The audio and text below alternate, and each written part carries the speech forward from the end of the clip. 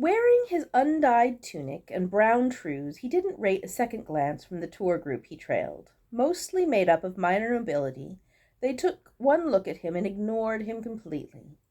The group of heroes who had poorly disguised themselves to blend in with said minor nobility were equally dismissive. Gav didn't think that people who thought midriff-bearing bustiers made reasonable day wear, and didn't seem to realize that velvet jerkins did not typically clank, should judge others' fashion sense, but he wasn't going to argue.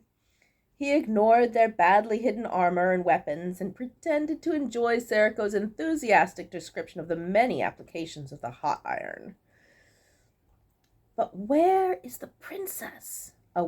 whispered a woman whose raven tresses trailed well below her waistline and whose crystal-topped staff did not at all go with her ill-fitting dress.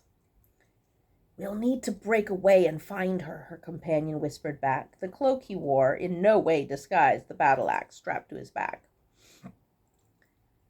"My cousin works here," whispered Gav to the two of them. "She says there's to be a great garlic sacrifice tonight, but no, it's too awful to even think about."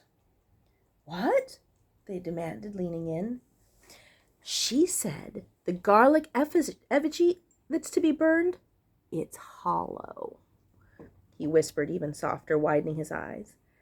"And the hollow inside is the exact size for a human being." The two heroes gasped.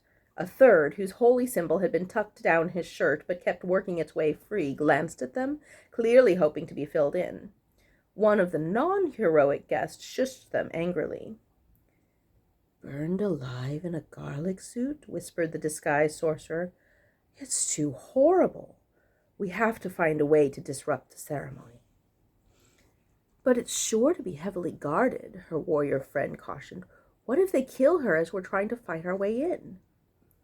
"Well, I suppose you could—" Gav cut himself. "Never mind." "What, man?" the warrior demanded. "It's much too risky. You'd have to be suicidal," Gav said. "Any risk is worth protecting the innocent," the sorceress said. "Well," Gav said reluctantly, "the wizards performing the ceremony are all masked. If a single wizard who was very brave and willing to put herself at great risk were to somehow obtain a mask, she might be able to slip in unnoticed. She would need to perform most of the ceremony, though, so that she could disrupt it at the very last second." "It's too risky," said the warrior. "There must be another way." "No," the sorceress replied, putting a hand on his arm. "I swore an oath, Devan. I can do this." She turned to Gav. "How do I meet this cousin of yours?" "Oh, we can't go into the throne room," Terwin announced as she led her group down the hall.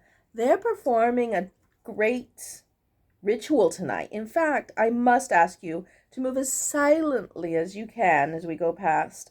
If the wizards realize we're here, there's no telling what horrible fate will befall us all." "What can you tell us of this ritual?" demanded a red-haired giant of a man whose bare skin did little to hide the fact that he wore nothing beyond a fur loincloth, fur-lined boots, and a set of twin sword belts crisscrossing his chest. "Well, the ritual itself is deeply secret," cautioned Terwin. "So secret that the wizards participating do not even know each other's names. In fact, they will all be wearing masks, such as these." She held up a grotesque leather mask. Its gargoyle face leered as it dangled, all the creepier for the blank eye holes. Gearbeetle had found a whole stack of them in a storage room. Gav watched the barbarian and his nearly skeletal companion, dressed all in black, exchange a significant look, and smiled. "Frog soup, chicken livers on a stick, dormice on a stick, weasels on a stick, cockatrice, or gingerbread men," Orla offered. They had pushed the banquet table up against the wall of the great hall, and it overflowed with bounty, each dish with a neatly handwritten price tag set next to it. I can get gingerbread men anywhere, whined a little boy. Gav privately wondered what kind of parent brought a child into a lair of evil, but wasn't about to argue with someone who had already picked up 4 weasels on a stick. Gingerbread like these? Orla asked, showing one off. The lower half was partly melted with a wolf body, the frosting intestines flowing out of the seam where the mad wizard had not finished sewing them together. Gav would not have believed how realistically raisin eyes could convey fear and despair. The little boy gasped in horrified delight. His father bought 3. Cockatrice? Whispered another would-be hero who had not even bothered to hide her bright silver armor. It's just a chicken sewn onto the back half of a piglet, her friend scoffed. He was slim and moved like an assassin. Maybe all this is fake. We can hear the princess crying from the village when the wind is right, Gav confided. The paladin and her assassin friend, didn't respond.